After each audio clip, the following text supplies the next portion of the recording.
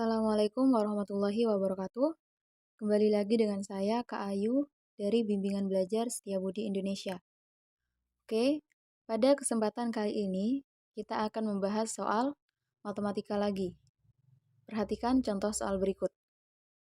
Perhatikan gambar berikut. Segitiga ABC kongruen dengan segitiga POT. Pasangan sudut yang sama besar adalah titik-titik. Oke, untuk menyelesaikan soal seperti ini, kita harus tahu dulu sifat kekongruenan. Jika dua buah segitiga dikatakan kongruen, maka artinya panjang sisi yang bersesuaian itu sama panjang. Dan sudut-sudut yang bersesuaian juga memiliki besar yang sama. Oke. Kemudian kita lihat dari segitiga ABC dan segitiga POT. Kita tulis dulu dari panjang sisinya. Kita tulis panjang sisi AB. Kalian lihat di situ ada satu garis. Berarti panjang sisi AB sama dengan panjang sisi PO. Oke, kan satu garis. Nah, kemudian panjang sisi AC itu ada tandanya, yaitu dua garis. Di situ sama dengan panjang sisi PT. Kemudian panjang sisi BC itu sama dengan panjang sisi TO. Nah, panjang sisinya sudah diketahui semua yang sama. Setelah itu kita mencari pasangan sudut yang sama besar. Kita mulai dari sudut BAC. Nah, sudut BAC itu dibentuk dari sisi-sisi yang memiliki tanda dua garis dan satu. Berarti kita lihat di situ. Sudut yang dibentuk dari sisi yang memiliki dua garis dan satu garis yang mana? Sisi P. Berarti sudut A atau sudut BAC itu besarnya sama dengan sudut TPO. Oke. Kemudian kita lanjut sudut ACB. Oke, sudut ACB dibentuk dari sisi yang satunya punya garis dua, yang satunya nggak ada. Berarti kita cari yang ada garisnya dua dan satunya nggak ada. Yang mana? Sudut PTO. Berarti sudut ACB itu sama dengan sudut PTO. Oke, kemudian yang terakhir, sudut ABC itu dibentuk dari sisi yang memiliki satu garis dan yang satunya nggak ada. Kalian cari yang sama, yaitu sudut POT. Yang satunya ada satu garis, yang satunya kan nggak ada. Oke, berarti sudut ABC itu besarnya sama dengan sudut POT. Jadi, jawaban yang sesuai untuk soal di atas itu jawabannya yang C, yaitu sudut ABC sama dengan sudut POT. Oke. Kemudian kita lanjutkan nomor selanjutnya. Perhatikan gambar berikut. Jika DE banding DA sama dengan 2:5, maka panjang EF adalah titik-titik. Oke, yang pertama, kalian harus fokus sama gambarnya di situ. Di situ ada gambar trapesium ABCD. Nah, kemudian kalau kita kasih garis bantu dari D, menjadinya seperti ini. Oke. Kita kemudian di sini kita kasih titik G. Yang ini kita kasih titik H. Oke. Sehingga panjang DC dan GF dan juga panjang HB itu sama, yaitu 54 semua. Oke. Nah, kemudian panjang DE di situ bisa kita tulis 2. Kenapa? Karena diketahui perbandingannya DE banding DA itu 2:5. Jadi kita tulis DE itu 2, kemudian DA panjangnya itu 5. Oke. Nah, kemudian di situ panjang AB itu awalnya 80. Nah, kemudian panjang HB diketahui 54. Kalau panjang HB-nya 54, berarti panjang AH itu panjang AB dikurangi panjang HB. Berarti 80 dikurangi 54. jadinya 26. Jadi panjang AH sama dengan 26. Oke. Nah, kemudian di situ yang ditanya adalah panjang EF. Oke, karena yang ditanya panjang EF di situ adalah panjang EG ditambah panjang GF. GF-nya sudah diketahui, yaitu 54. Berarti kita hanya perlu mencari panjang EG. Nah, cara mencari panjang EG, kita bisa pakai segitiga ADH. Oke. Nah, di situ kita gambar dulu segitiganya. Yang pertama, segitiga yang kecil itu ada segitiga EDG. Oke.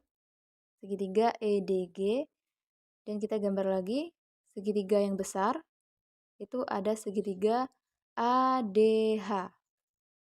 Oke. Nah, kedua segitiga ini sebangun. Kemudian kita tulis panjang DE-nya 2, kemudian panjang EG kan belum diketahui. Panjang DG juga belum diketahui. Kemudian di segitiga yang besar, panjang DA tadi 5. Kemudian panjang AH 26. Terus panjang DH itu belum diketahui.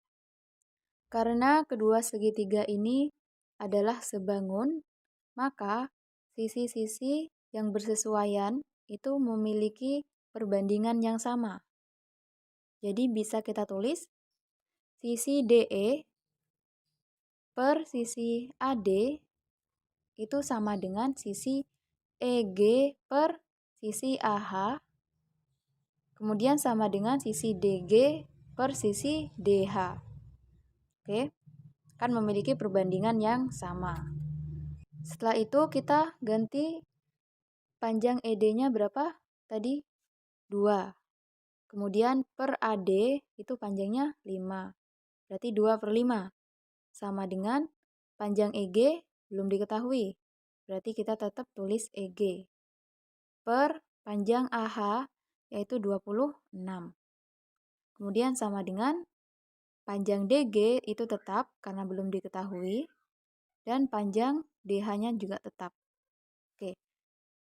Kemudian karena kita ingin mencari panjang EG, berarti kita bisa memakai perbandingan yang 2 per 5 sama dengan EG per 26. Oke. Nah, kemudian kita kerjakan. Cara mengerjakannya, kita kalikan silang. Berarti 2 dikali 26 itu hasilnya 52. Kemudian 5 dikali EG itu hasilnya 5 EG. Oke. Setelah itu kita tulis panjang EG itu sama dengan 52 per 5. Jadi panjang EG-nya sama dengan 10,4. Oke, kita sudah mengetahui panjang EG yaitu 10,4. Berarti sekarang kita bisa mengetahui panjang EF. Kita tulis EF sama dengan panjang EG ditambah panjang GF. Sama dengan panjang EG-nya 10,4, kemudian ditambah panjang GF itu 54. Sehingga panjang EF sama dengan 64,4 cm. Jadi jawabannya itu yang C.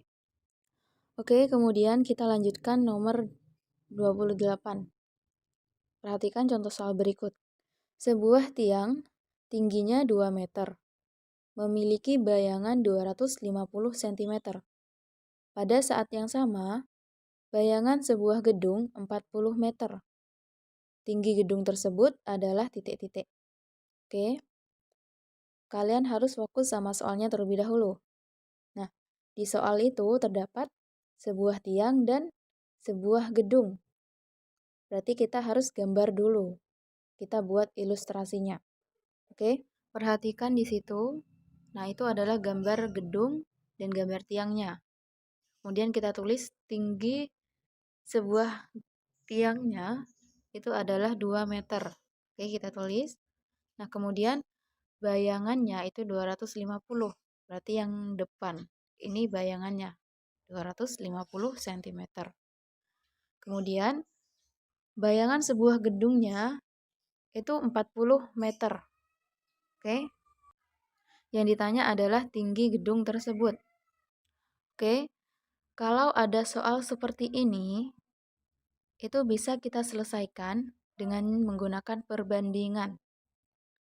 Yaitu kita tulis rumusnya, tinggi tiang per tinggi gedung itu sama dengan bayangan tiang per bayangan gedung. Oke. Kak, kenapa menggunakan perbandingan, Kak? Oke, kalian lihat di situ di gambarnya. Nah, kalau kalian lihat itu adalah segitiga yang sebangun, dua segitiga yang sebangun. Oke. Artinya, jika ada dua segitiga yang sebangun, maka sisi-sisi yang bersesuaian itu memiliki perbandingan yang sama. Sehingga di sini rumusnya yaitu tinggi tiang per tinggi gedung itu sama dengan bayangan tiang per bayangan gedung. Oke. Nah, setelah itu kita masukkan angka-angkanya. Tinggi tiang di situ diketahui 2 meter.